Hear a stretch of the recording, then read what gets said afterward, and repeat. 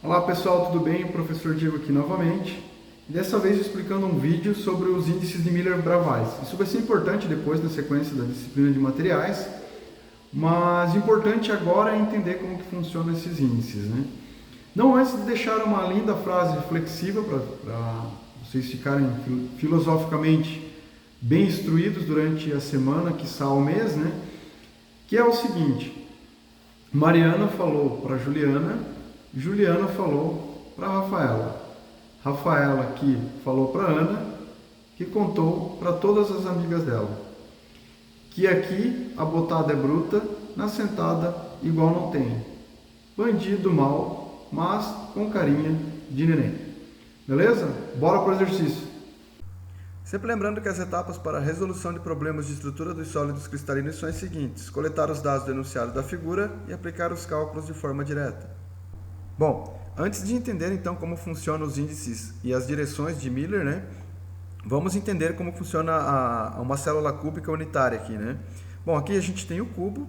Vamos imaginar três eixos cartesianos, né? Já que temos três dimensões, sendo o eixo x aqui, ó, vindo para baixo, o eixo y para a direita e o eixo z para cima, tá? Então a nossa origem vai estar lá atrás, dentro do cubo, o nosso ponto zero, tá? Então quanto mais, por exemplo, em x aqui, ó, quanto mais eu me desloco para baixo, né, a partir do ponto zero, mais eu avanço, né? E aqui o máximo é o 1, como se fosse o 100% do cubo, né? Então aqui é 0 e aqui o limite máximo do cubo em x, né, no eixo x, é 1. E aqui são as suas ramificações, né? Eu coloquei algumas frações só, mas, por exemplo, 1/4 de x, metade de x, que é exatamente no meio, 3/4 de x e 100% x aqui, 1, tá? Mesma coisa funciona para y aqui, ó. 1 vai ser aqui exatamente nesse extremo, né? Então toda essa linha aqui, ó, representa 1, enquanto que suas ramificações se vêm para a direita aqui, ó. Então 1/4, né, é toda essa representação aqui, metade em y é exatamente aqui, ó, e 3/4 em y. E não menos importante o 100% que representa 1, né? Toda essa área, toda essa superfície aqui. E por último, z, né? Então z, quanto mais para cima eu vou, mais positivo fica. Então 1 em z vai ser exatamente aqui toda essa área do teto, né? Então esse ponto aqui. E as ramificações, né? Quanto mais para cima eu vou, então ó, eu tenho 1/4, metade em z, 3/4 e, enfim, 1 em z. Tá? Então esta é a logística de entender como que funciona as cotas aqui, ou a quantidade na direção nos planos cartesianos x, y e z. Outra coisa muito importante de se entender uma célula cúbica são projeções das paredes aqui, né? Então, por exemplo, né, imagina que tem um cara olhando aqui, ó, da direita para a esquerda aqui, ó, né? E que essa parede fosse aberta, né? O que ele vai encontrar? Esse plano aqui, ó, o plano XZ. Então, ele olhando de lá para cá, ele vai estar olhando isso aqui, ó. É essa parede aqui do canto que ele vai estar observando. Agora, se eu tiver um cara olhando daqui, ó, né, da parte de baixo para frente, e essa parede estivesse aberta, ele vai estar olhando a projeção lá atrás, ó, aquele plano de dentro lá de trás, que é o plano ZY aqui, ó. Então, o plano ZY é esse aqui em que o observador está olhando. E se tiver um cidadão voando aqui, né, olhando de cima para baixo, né? Esse cidadão voando olhando de cima para baixo, se o teto tivesse aberto, ele vai estar olhando o plano do chão. E esse plano do chão representa o plano YX aqui, né? Então, isso aqui é importante para entendermos também como que vai funcionar o procedimento das demais contas ou observações de vetores. Bom, vamos à primeira parte, então, que seria analisar os dados do enunciado da figura. O enunciado dá esse primeiro vetor aqui, tá? É lógico, né? Eu prefiro sempre representar ele nos três planos que eu mostrei para vocês aqui, ó, tá?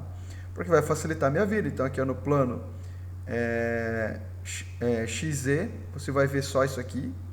No plano ZY, né? Você vai conseguir ver isso aqui, enquanto que no plano XY você vê só essa flecha no cantinho aqui. Mas ele está lá, ó, tridimensional ele está lá, né? Bom, antes de começar aqui a aplicação dos cálculos, eu vou é sempre definir o seguinte, ó.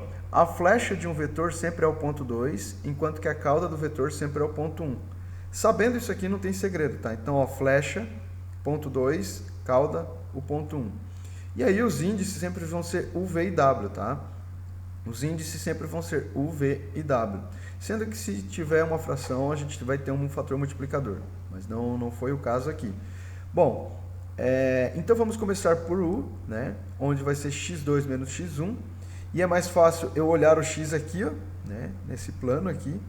Então, ou lá, né? Não tem problema. Né? Se você consegue, tem essa visualização tridimensional, melhor ainda, né? Nem precisaria desse auxílio aqui de baixo, né? Mas aqui é importante também para auxiliar. Mas percebam que tanto a cauda está em 0 em x, quanto a flecha, né?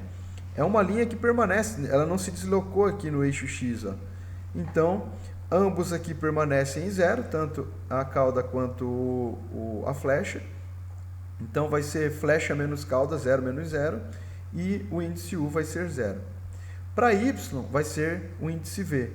O índice V é flecha em y menos a cauda em y. Bom, aqui é mais fácil olhar esse plano aqui, né? Então, a flecha está em 0, enquanto que a cauda está em 1, deslocando em y aqui, ó. Então, esse é 0 menos 1 igual a menos 1. E em z, né? Aí, embora tenha esse aqui, né? Esse do meio ainda continua sendo o melhor plano para entender o vetor z aqui, né? Porque, ó, aqui sobe em z, então o z, o deslocamento é assim, ó, né? Ambos os dois aqui, né? Ambos o primeiro como o segundo dá para ver em z, né? Então, em ambos dá para ver que a flecha está em 0 e a cauda está em 1. Ó, nesses dois aqui dá para ver. Então, o índice z vai ser w, que é c2 menos e1, vai ser 0 menos 1 também, que é igual a menos 1. Perfeito. Aí nós vamos ter que analisar duas regras, tá? A primeira delas é o seguinte: se esses índices já derem números inteiros, então terminou a nossa conta, o problema está aqui. E realmente foi o que aconteceu, ó, 0, menos 1 e menos 1 são números inteiros, não são números fracionados, então terminou a nossa conta aqui. Mas vamos conhecer a segunda regra, né? É que se caso, né, os números não fossem inteiros, fossem fracionados, a gente teria que achar um fator multiplicador aqui para transformar eles em índices inteiros, né? Então, como não foi o caso, a gente já tem a nossa resposta, tá? Até eu vou dar outros exemplos de números fracionados na sequência. Como representar essa resposta, então, né? Como ele é um vetor A, né? Eu poderia dizer que A é igual, né, entre parênteses, 0 menos 1 menos 1. Tudo errado aqui, né? Primeiro que não é entre parênteses, tá? Depois, entre colchetes, então, né? Beleza, entre colchetes está certo. Mas eu não tenho, tá? Eu não tenho esse igual. Então, tá errado também. Outra coisa, separado por vírgula, né? Não vai separar por vírgula, vai colocar os índices aqui um do lado do outro, tá? E qual que é a forma correta, então? A forma correta de representar é assim, ó. Não tem igual, então abre colchetes, aí vai ser 0, e onde for negativo, você não vai colocar o sinal de menos, vai colocar uma barra em cima, ó. Então, 0, 1 barra e 1 barra. Esta é a resposta desse índice aqui, A em vermelho, desse vetor, né, A vermelho. Bom, nosso segundo vetor é esse vetor B aqui, ó, ele sai aqui do meio e vai até aquela quina lá, né? Então é mais fácil eu representar, né, olhando assim, né, olhando lá o plano XZ, ele está assim. Olhando o plano aqui YZ, ele sai da metade e vem até a ponta aqui, né? E olhando de cima para baixo, né? Olhando XY, ele vai estar assim, ó, né? Da metade até a quina lá. Bom, com isso, né, eu vou analisar a partir desse aqui, ó, o meu índice U, que é x2 menos x1. Então, o 2 está na flecha aqui, é 1, né? E a cauda termina, né? A flecha está em 0 para x, 0 para x, e a cauda está em 1 para x. Então, vai ser 0 menos 1, que é igual a menos 1. Tá? Em y é mais fácil analisar aqui, ó, né? Em y, a flecha está em 1 e a cauda está em meio. Tá? Então, vai ser 0 menos meio, que é igual a meio, né? 0 menos meio. Desculpa, 0 não, né? 1 menos meio Olha só, né? Eu enxergo uma coisa e falo outra. 1 menos meio é igual a meio, tá? E por último, o Z, né? Que é o W. É mais fácil olhar esses dois aqui, né? Veja que tanto a cauda quanto a flecha não saiu do 1, tá? Então, vai ser 1 menos 1, que é igual a 0, tá? E aí vem aquelas duas regras, né? A primeira dizia se tivesse número inteiro, então aqui não foi o caso, tá? Então a gente vai obedecer a segunda regra agora, tá? Então, tem um número aqui, tem um índice que deu fracionado, eu não posso colocar assim, minha resposta não pode ficar assim, então o que eu vou fazer? Olhar os denominadores, lembrando que quando não tem aqui, ó, né? A fração é como se tivesse 1 embaixo, né? Então, aqui só tem uma, né? Para mim tirar mínimo múltiplo comum não precisa, entre 2 e 1 é 2. O que vai acontecer? Eu vou usar esse valor 2 aqui, ó, como sendo meu N, tá? Só que eu sempre tenho que lembrar, uma vez que eu uso, eu vou ter que multiplicar todos os índices, tá? Todos os índices vão ter que ser multiplicados por 2. Não tem problema, a gente vai fazer isso então, ó. Então, 1 que era menos 1, vai multiplicar por 2. Vai dar 2, menos 2, né? O meio, né, vai ser multiplicado por 2, vai dar 1. E o W, né, que era 0, vai multiplicar por 2, vai permanecer sendo o 0. Então, esses são meus novos índices. Obviamente, eu não posso representar negativo. O negativo eu represento com a barra em cima. Então, o índice B fica 2 barra 1 e 0. Tá? Então, essa é a representação do índice B. Bom, nosso próximo vetor é esse aqui, ó. Tá? Ele sai bem no meio do chão, e vem até essa aqui, aqui. Então, a representação, né, olhando aqui as três vistas aqui, né, os três planos, ele está assim, e a gente vai começar os índices então, né. Por U, é x2 menos x1, né. Então, ó, percebam que o x2 aqui está em 1, enquanto que o x1, que é a cauda do vetor, está em meio. Então, vai ser 1 menos meio, que é igual a meio, tá. O V, mais fácil olhar aqui, ó. Né? Então, percebo que também a flecha está em 1, enquanto que a cauda está em meio. Também será 1 menos meio, que é igual a meio. E em Z, é mais fácil olhar esses dois também, né? Perceba que eu estou sempre deixando esse de lado, né? Não sei, eu prefiro dar uma olhada nesses dois, mas também tipo, vocês podem usar o U e o V, esse aqui, ó. Também dá para observar esse aqui. Facilita o entendimento. Mas aqui, a flecha em Z está em 1, né? Enquanto que a cauda em Z está em 0, tá? Aqui é o chão, 0. Então vai ser 1 menos 0, que é igual a 1. Então aqui, ó, não segue a primeira regra, porque ele não deu o número inteiro, então não acabou a conta por aqui. E na segunda regra a gente vai ter que achar um valor para multiplicar. Então percebam que dá para tirar o mínimo múltiplo comum entre esses dois números, né? Bom, o mínimo múltiplo comum entre 2 e 2 é 2. Então, aqui o N vai ser 2 e eu vou multiplicar todos os índices, tá? Todos eles aqui. Começando por U, que deu... Foi mal. Pode ter dado um pequeno susto em vocês aqui, mas aqui eu estava com vontade de espirrar. Então, é meio vezes 2, né? Que é o novo N aqui, vai ser 1.